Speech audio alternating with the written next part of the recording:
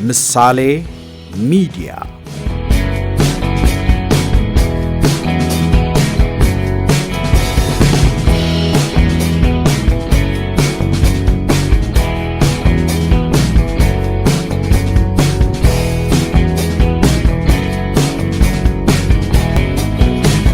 ምሳሌ ሚዲያ A 15-year-old kid just shut down NASA for 21 days. He stole $1.7 million worth of space station software. በፈረንጆቹ ነሐሴ 2000 ዓመተ ምህረት የዓለም ልዕለ ኃያሉ አገር አሜሪካም ታይቶ የማይታወቅ አስደንጋጭ መርዶ ገጠማት። የ15 ዓመቱ የፍሎሪዳ ታዳጊ የአሜሪካንን የጠፈር ሳይንስ ማዕከል ናሳንና የአሜሪካን መከላከያ ዋና መስሪያ ቤት ወይም ፔንታጎንን ከመኝታ ክፍል ውስጥ ሆኖ በፈጸመው የሳይበር ጥቃት ለማመን የሚከብድ የመረጃ ውድመት አደረሰባቸው። የሚገርመው የታዳጊው ድርጊት ዓላማ ተቋማቱን ማውደም ወይም መጉዳት አልነበረም። ከሕፃንነቱ ጀምሮ የተጸናወተውን የኮምፒውተር ሳይንስና የሳይበር ደህንነት ዕውቀት ሱስ በተግባር ለመፈተሽ እንጂ ገንዘብ አሊያም ዝና ለማግኘት ፈልጎ ሳይሆን ከልጅነቱ ጀምሮ ለተለከፈበት የኮምፒውተር ሱስ በመኝታ ክፍል ውስጥ ተቀምጦ የኮምፒውተር ቁልፎችን ሲነካካ የነበረው ታዳጊ ራሱን በድንገት በታላላቆቹ የናሳና ፔንታጎን የሚስጥር ጓዳ ውስጥ አግኝቶታል። የኮምፒውተር ቁልፎችን ደጋግመው በተጫኑ ቁጥር ወደ አንድ ከባድ መቅሰፍት እየቀረቡ እንደነበር ያልተረዱት የታዳጊው ጣቶች ግዙፉ የጠፈር ምርምር ማዕከል ናሳ ቁልፍ የመረጃ ስርዓቶቹን እንዲዘጋ ሲያስገድዱት የአሜሪካን መንግስት ደግሞ በሚሊዮን ለሚቆጠር ዶላር ወጪ ዳርገውታል። ክስተቱ የሀገሪቷን የደህንነት ተቋማት ከሚጠበቀው በላይ በድንጋጤ ሲመታ ወሬውን የመገናኛ ብዙሃን ሞገዶችን ያጥለቀለቀበት ቅጽበትም አስደናቂ ነበር። የዓለም ልዕለ ኃያሉ አገር የደህንነት ስርዓቶች በአንድ ታዳጊ ጠለፋ ውስጥ ወደቁ የሚለው ዜና እንደ ገደል ማሚቱ አስተጋባ። ጉዳዩን ከስሜታዊነት ወጣ ብሎ ለተመለከተው ግን ታዳጊዎችና ወጣቶች በፈጣን የማወቅ ጉጉትና በብሩህ አእምሮ ትግል ውስጥ ቀይ መስመር ሲያልፉ የሚገጥማቸውን ያልተጠበቀ ውጤት የሚያሳይ ጥልቅ ታሪክ አለው። እስኪ ያስቡት። አንድ የ15 ዓመት ታዳጊ ከመኝታ ክፍል ውስጥ ሆኖ የናሳንና ፔንታጎንን የደህንነት መረጃዎች ሲጠልፍ። ታሪኩ የፊልም ድርሰት ቢመስልም እውነት ነው። ለመሆኑ የዓለምን ጉድ ያስባለው የፍሎሪዳው ደፋር ሊቅ ታዳጊ ማን ይሆን? በድርጊቱ ያለፋቸው ቀይ መስመሮችስ ምን ዋጋ አስከፈሉት? በዛሬው መሰናዷችን በስፋት እንመለከተዋለን። ቻናላችንን ሰብስክራይብ፣ ላይክ እና ሼር በማድረግ እንዲሁም ሐሳባችሁን በኮሜንት መስጫ ሳጥኖቻችን ላይ በማስቀመጥ ከኛ ጋር እንድትሆኑም በአክብሮት እንጋብዛለን። መልካም ቆይታ ይሆንላችሁ።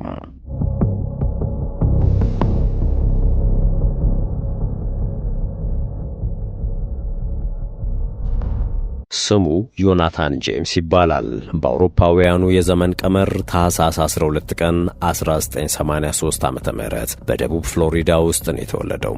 ዮናታን በልጅነቱ ፀሐይ ከመሞቅ ወይም ከጓደኞቹ ጋር ከመጫወት ይልቅ በኮምፒውተር ስክሪን ላይ ማፍጠጥ ይቀነዋል።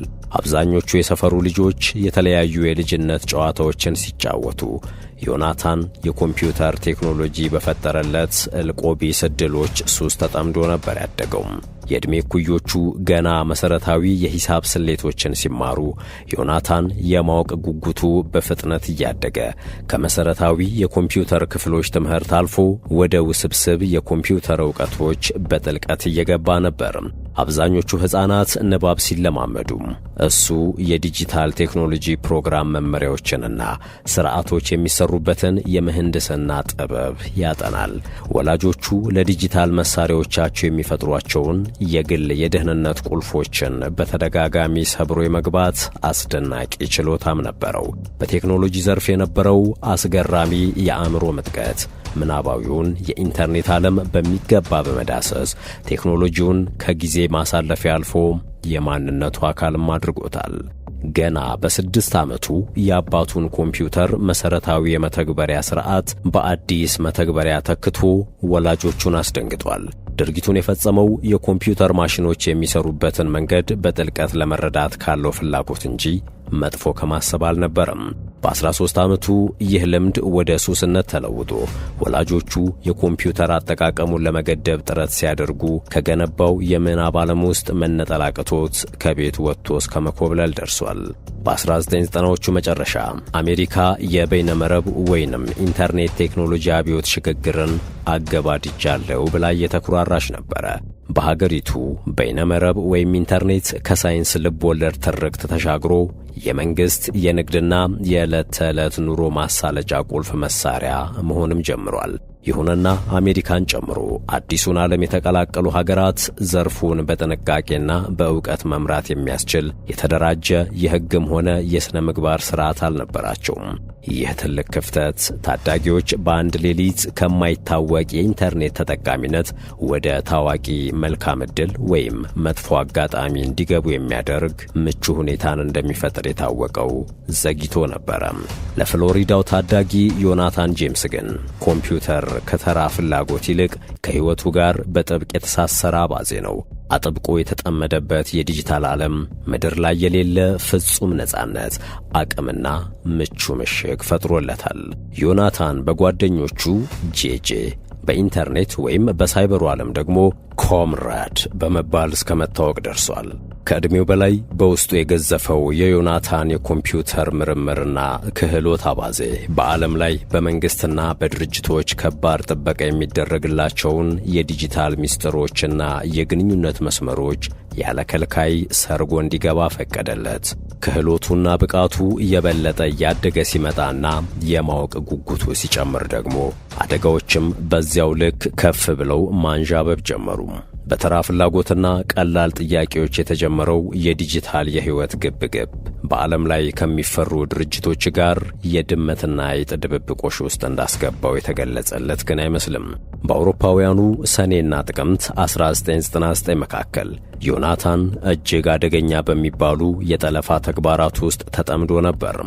ስኒፈር የተሰኘ የመረጃ መጥለፊያ ፕሮግራም በመጠቀም በፔንታጎን ውስጥ የኒውክለር የኬሚካልና የባዮሎጂካል ስጋቶችን ከሚመረምረውና የመከላከያ አደጋ ስጋት ቅነሳ ኤጀንሲ ወይም በእንግሊዝኛው ምህጻረ ቃል DTRA ተብሎ ከሚጠራ ተቋም ውስጥ ከ3300 በላይ የኢሜል መልእክቶችን መነተፈ። ይህ ምንተፋ ወይም ጠለፋም ባልተፈቀደ እጅ ውስጥ ቢገቡ ከባድ አደጋ ሊያስከትሉ የሚችሉ የኢሜል ተጠቃሚ ስሞችን፣ የይለፍ ቃሎችንና ሚስጥራዊ መረጃዎችን ያካተተ ነበር። የአሜሪካ የደህንነት ተቋማት አንድ የማያውቁት ሰው ከፔንታጎን ጥብቅ የመረጃ መረቦች ውስጥ ሰርጎ መግባቱ ከባድ ድንጋጤ ውስጥ ጥሏቸዋል። ታዳጊ ዮናታን ግን በዚህ አላቆመም። የድፍረት ጉዞውን ቀጥሎ በአሜሪካ አላባማ ግዛት ውስጥ የሚገኘውን የናሳን ማርሻል የጠፈር በረራ ማዕከል ሰብሮ መግባት በዓለም አቀፉ የጠፈር ምርምር ጣቢያ ውስጥ ያለውን የሙቀት መጠንና እርጥበት የሚቆጣጠር $1.7 ሚሊዮን ዋጋ ያለው የመረጃ ምንጭ የይለፍ ቃል ከመኝታ ክፍሉ በነካካቸው ቁልፎች በእጁ አስገባም። በሌላ ቋንቋ በአስራዎቹ ዕድሜ ውስጥ የሚገኝ አንድ ታዳጊ የጠፈር ተጓዦች በጠፈር ላይ በሕይወት እንዲቆዩ የሚያደርጉ የግንኙነት ሥርዓቶችን መቆጣጠር ቻለ ማለት ነው። በዚህ ምክንያት ናሳ የሚጠቀምባቸውን ኮምፒውተሮች ለ3 ሳምንታት ከመዝጋት ውጪ ምንም አማራጭ አልነበረውም። ይህ ከባድ የጠለፋ ተግባር የናሳ ሥራዎችን ከማስተጓጎሉም በላይ ሥራውን መልሶ ለማስጀመርም $40,000 ለሚበልጥ ወጪ አጋልጦታል። የሳይበር ክፍሉን በሚመራው የሥራ ክፍልም ታሪካዊ የውርደት ጡንቻ አሳርፎበታል። በዚህ ድርጊቱ ያልታወቀው ዮናታን ከመረጃ ጠላፊ አካላት ዕውቅናን ሲያተርፍበት፣ በአሜሪካ የጸጥታ ሰዎች ደግሞ ዋነኛ ኢላማ ተደረገ። ባልጠበቀውና ለጊዜው ያልታወቀው ጠላፊ መንግስታት፣ የቴሌኮም ድርጅቶችና የመከላከያ ተቋማት ሳይቀር ራሳቸውን ለተለመዱ ሕጎች የማይገዛው ታዳጊ ሳይበር ጥቃት ተጋላጭ ሆኖ አገኙት። ይህ አደገኛ፣ አስደሳችና ከባድ መዘዝን ያዘለ መፈላሰፍ የታዳጊውን ሕይወት ከማመሳቀልም በላይ ስለ ሳይበር ደህንነትና የመረጃ አቅም ያለውን ግንዛቤ ቆም ብሎ ማጤን እንዲጀምር ያስገደደ ነበር። ዮናታን በበኩሉ ጥቂቶች በሚረዱት ብዙዎች ግን የሚፈሩትን ድብቅ ዓለም መረጃ ግዙፍ ገንዘብና አቅም በሆነበት ዓለም ውስጥ መቅዘፉን ቀጠለ። ፍላጎቱ ግን ገንዘብ፣ ዝና ወይም ተንኮል አልነበረም። ስለ ግዙፉ አዲስ ዓለም የበለጠ የማወቅና የመመራመር ጉጉት እንጂ።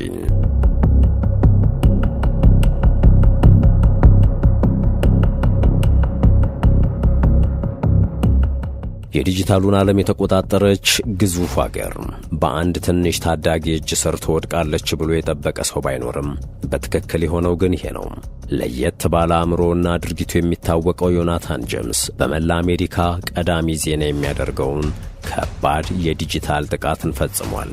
የአሜሪካን ጠንካራና ከባድ የሳይበር ግንኙነት መረቦች በጸጥታ በመበጣጠስ የሀገሪቱን የመከላከያ ክፍል ቀጥሎም የጠፈር ሳይንስ ማዕከሉን የናሳ ሚስጥሮች በእጁ አስገባቸው።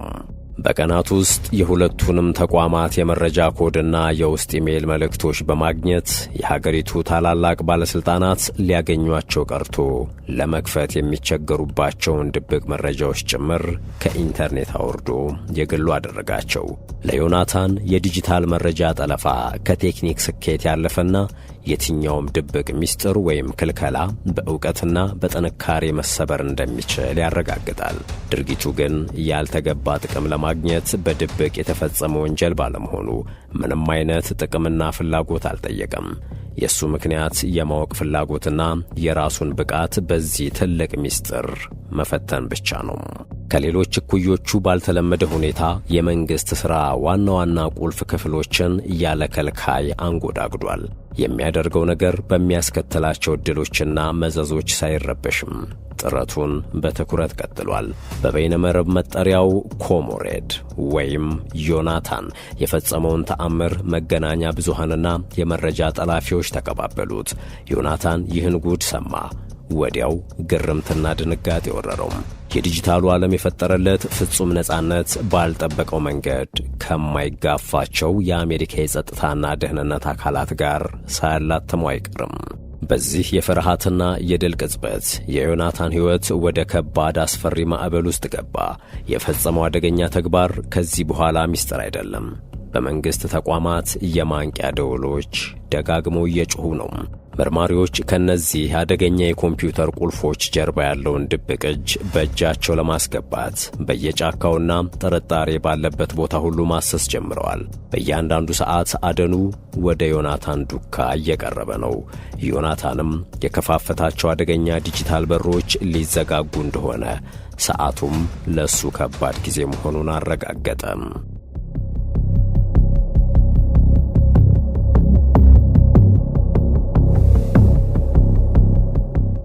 ጥር 26 2000 ማለዳ ላይ የዮናታን ኮምፒውተር ዓለም ከእጁ ወጣ። ከቀኑ 6 ሰዓት ላይ የኤፍቢአይ ወኪሎች፣ የናሳ ባለስልጣናትና የአካባቢው ፖሊሶች ፍሎሪዳ የሚገኘውን መኖሪያ ቤቱን ወረሩ።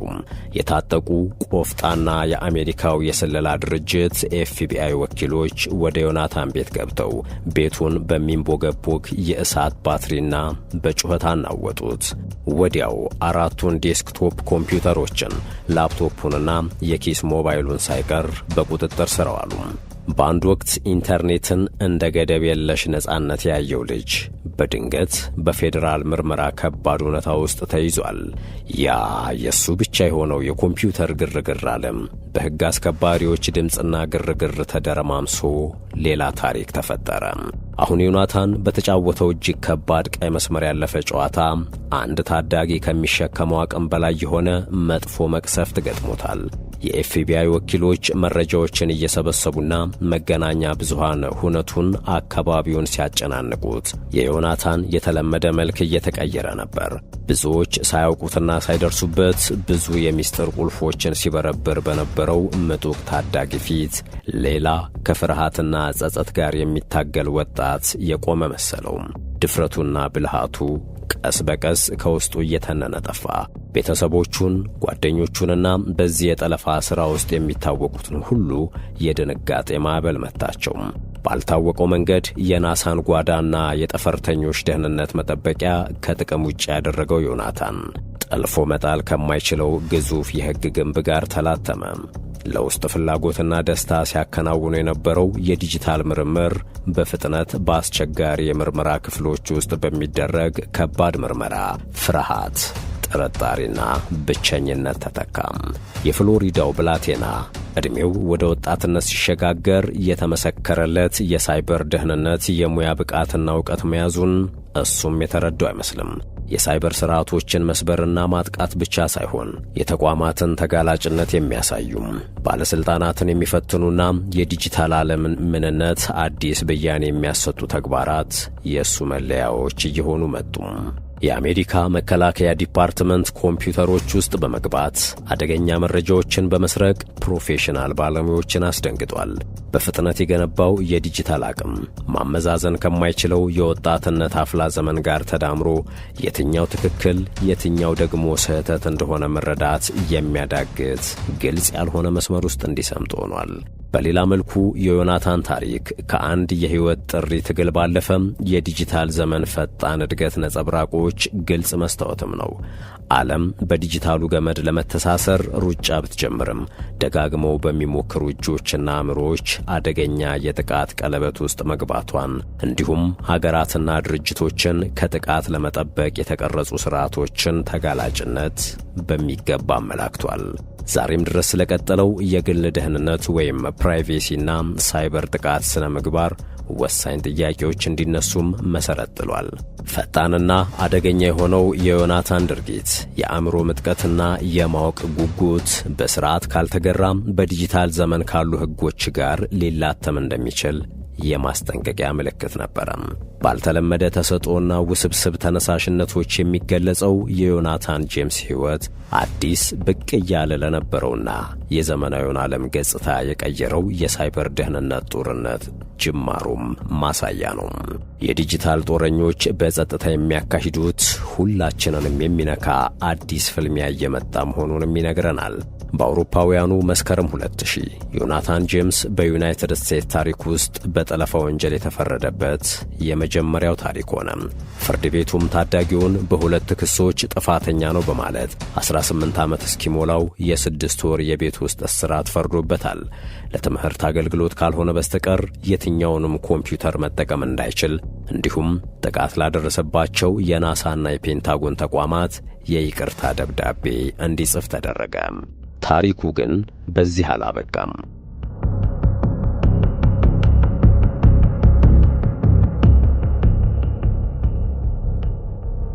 ዮናታን በተሰጠው ሙከራ ጊዜ በተደረገ ምርመራ የአደንዛዥ ዕፅ ተጠቅሞ በመገኘቱ አላባማ ውስጥ ወደሚገኝ የታዳጊዎች እስር ቤት ለ6 ወራት ተላከ። ዮናታን የፈጸመው ወንጀል ለአቅመ አዳም የደረሰ ሰውን እስከ 10 ዓመት የሚደርስ እስራት የሚያስቀጣ እንደነበር ታዛቢዎች ተናግረዋል። የዜና ማዕበሉ ደብዝዞ ዮናታን ከእስር ከተፈታ በኋላ ወደ ዘገምተኛውና ትንሹ ዓለም ተቀላቀለ። ከእልቆ ቢሱ አድማስ ጋር ያስተሳሰሩት ኮምፒውተሮች ጸጥ አሉ። በዲጂታል ዓለም ውስጥ የገነባው በራሪ ክንፍ በከባድ የወንጀል መዝገቦች ተመቱም። የትምህርት ቤት ጓደኝነት መልኩን ቀየረ። ዮናታን የመረጃ ጠለፋ ከሚሰጠው ውስጣዊ ደስታ ውጪ ራሱን ለመፈለግ መታገል ግድ ሆነበት። ግን በየሄደበት ሁሉ ሕፃኑ ጠላፊ የሚለው ታርጋ እንደ ጥላ ተከተለው። ስሙን መቀየር ቀላል አልሆነለትም። ዕድሎች እየጠበቡ መጡ። ዮናታን ናታን ጄምስ በአውሮፓውያኑ ግንቦት 18 2008 በፒንክረስት ፍሎሪዳ ውስጥ በሚገኝ ቤቱ ውስጥ በጭንቅላቱ ላይ በተኮሰው ጥይት ራሱን አጥፍቶ ተገኘ። በ15 ዓመቱ ዓለምን ጉድ ያስባለው ታዳጊ በ24 ዓመቱ በገጠመው ስነ ልቦናዊ ቀውስ ተሸነፈ። አጠገቡም የማይረሳ መልእክት ያለው ባለ 5 ገጽ ማስታወሻ ተገኝቷል። የማስታወሻው መልእክት ይዘት TJX ከተባለ ሌላ የአሜሪካ ተቋም መረጃ ጠለፋ ጋር መጠርጠሩን አስመልክቶ የሰጠው ምላሽ ነው። እሱ ከዚህኛው ወንጀል ጋር ግንኙነት እንደሌለው እርግጠኛ ነው፣ ግን የአቃቤ ሕግ ሰዎቹን አላሳመናቸውም። እናም እውነት እላችኋለሁ እኔ በTJX ኩባንያ ላይ ከደረሰው ወንጀል ጋር ምንም ግንኙነት አልነበረኝም። ነገር ግን በፍትህ ሥርዓቱ ላይ ደግሞ ምንም እምነት የለኝም። ይህንን ሁኔታ መቆጣጠር አቃተኝ። ይህንን ፈተና መቆጣጠር የምችልበት ብቸኛው መንገድ ይህ ነው ይላል የማስታወሻው ቁልፍ መልእክት። የዮናታን አባት ጄምስ ኋላ ላይ በሰጡት አስተያየት አንዳንድ ጊዜ እሱ በጣም ብልህ ሰው ነው ብዬ አስብ ነበረም፣ አንዳንድ ጊዜ ግን በጣም ባለጌ የሆነ ልጅ አሳድጌያለሁ እላለሁ። እሱ የትኛው አይነት ልጅ እንደሆነ ለመወሰን ግን አሁንም ድረስ ግራ ይገባኛል ነበር ያሉት።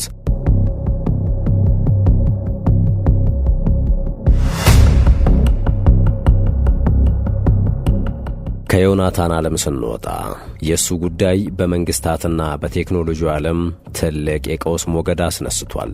ሕጎች መጥበቅ ጀምረዋል። የደህንነት በጀቶች አድገዋል። ስለ ሳይበር ደህንነት ስነ ምግባርና በወጣቶች ላይ ስለሚወሰድ የፍትህ እርምጃ ፈጣን ውይይት አስገዳጅ ሆኗል። ባለሙያዎች፣ ዳኞችና ጋዜጠኞች የማወቅ ጉጉት ከባድ ወንጀል ሲያስከትል ስለሚወሰደው እርምጃ በተደጋጋሚ ተከራከሩ። የዮናታን ስም በቴክኖሎጂ ውስጥ ለሚያድጉ ሕፃናት የጥንካሬም የአደገኛነትም ምሳሌ ሆነ። ምንም እንኳን ከቀድሞ ጥርጣሬው ጨርሶ ባይላቀቅም ዓለም ወጣት የመረጃ ጠላፊዎችን እንደ ስጋት ከመመልከት የበለጠ እንደ ትልቅ አቅም ማየት ጀምሯል። የዮናታን ጄምስ ታሪክ ናሳን፣ ፔንታጎንንና የአሜሪካ መንግሥትን ስለ ሳይበር ደህንነትና ዲጂታል ቴክኖሎጂ በድጋሚ እንዲያስቡ አስገድዷቸዋል። የእሱ ጉዳይ በመላው ዓለም ታዳጊ የመረጃ ጠላፊዎች እንደ ወንጀለኛ መታየት አለባቸው ወይንስ በጥንቃቄና በክትትል ማደግ እንዳለባቸው ባለተሰጥኦ አእምሮ ሕፃናት ሊቆጠሩ ይገባል የሚል ግዙፍ ጥያቄ አስነስቷል። ታዳጊው የነበረው ጥሬ ያልተገራ ብሩህ አእምሮና ዕውቀት ዓለምን መለወጥ እንደሚችል፣ ነገር ግን አንዳንድ ጊዜ አውዳሚ ዋጋ እንደሚያስከፍልም ጠንካራ ማሳያ ነው። የዮናታን ጄምስ ታሪክ እንደሚያሳየው ተአምራትን የሚገነቡ ተመሳሳይ እጆች ሳይገባቸው የነኩትን ሊያወድሙ ይችላሉ። ዮናታን ጄምስ አንድ በኮምፒውተር ቁልፎች ላይ ከባድ ሕልም የነበረው ወጣት፣ ዓለምን ቀይሮ ራሱን ያጣ፣ በሂደቱም ብዙ የከፈለ ወጣት ነው። ብዙ ማወቅ፣ ብዙ መመራመር፣ የልጅነት ዕድሜን እስከ መሰዋት የደረሰ ያልተኖረ ገድል። ውድ የቻናላችን ቤተሰቦች ታሪኩን ስለተከታተላችሁ ከልብ እናመሰግናለን። ቻናላችንን ሰብስክራይብ፣ ላይክ እና ለወዳጆች ማጋራትን አትርሱ። ስለ ታሪኩ የተሰማችሁን አስተያየት ኮመንት ላይ አስቀምጡልን። አብዝቶ ሰላማችሁ ይብዛላችሁ።